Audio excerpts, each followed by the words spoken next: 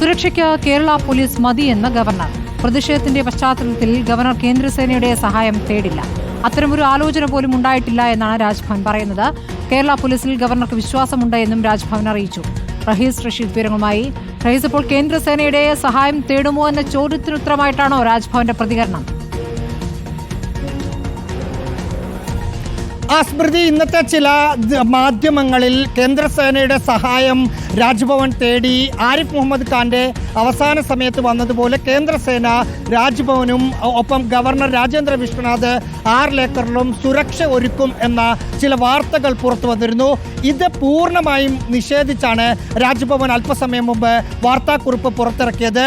അതിൽ അദ്ദേഹം സുരക്ഷ കേന്ദ്രസേനയുടെ തേടില്ല എന്ന് കൃത്യമായി പറയുന്നതിനൊപ്പം നിലവിലുള്ള സംസ്ഥാന പോലീസിന്റെ സുരക്ഷ തൃപ്തികരമാണ്, കാര്യക്ഷമമായ പ്രവർത്തനമാണ് സംസ്ഥാന പോലീസിൽ നിന്ന് ഉണ്ടായിരിക്കുന്നത്, അവരിൽ പൂർണ്ണമായ വിശ്വാസം തനിക്കുണ്ട്, ആ സുരക്ഷ മാത്രം തനിക്ക് മതി, ഗവർണർക്ക് മതി എന്നാണ് രാജ്ഭവൻ പുറത്തിറക്കിയ വാർത്താക്കുറിപ്പിൽ പറയുന്നത്.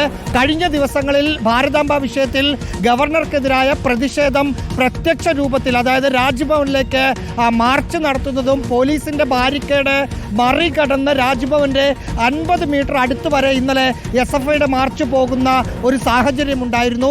അത് അടുത്ത ദിവസങ്ങളിൽ കൂടുതൽ പ്രതിഷേധം ഉണ്ടാകുമ്പോൾ കേരള പോലീസിനെ, ഈ സർക്കാർ ഭരിക്കുന്ന അല്ലെങ്കിൽ ഈ SFIയുടെ മാതൃസംഘടനയായ CPM തന്നെയാണ് സർക്കാർ ഭരിക്കുന്നത്, അവരുടെ കയ്യിലാണ് പോലീസ്.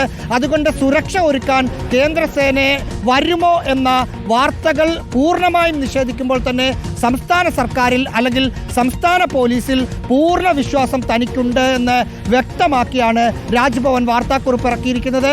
കഴിഞ്ഞ ഗവർണറുടെ അവസാന സമയത്ത് SFI ഗവർണർക്കെതിരെ പ്രത്യക്ഷ സമര പരിപാടിയിലേക്ക് പോയ ഒരു ഘട്ടത്തിലാണ് ആരിഫ് മുഹമ്മദ് ഖാൻ കേന്ദ്രസേനയുടെ സഹായം തേടിയതും പിന്നീട് അദ്ദേഹം പോകുന്നത് വരെ കേന്ദ്രസേനയാണ് സുരക്ഷ ഒരുക്കിയത്.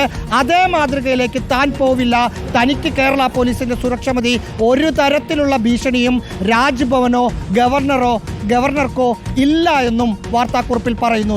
ശരി, റഹീസ് റഷീദാണ് വിവരങ്ങൾ നൽകിയത്. രാജ്ഭവൻ കേന്ദ്രസേനയുടെ സഹായം തേടില്ല എന്നുള്ള കാര്യം വ്യക്തമാക്കുകയാണ്.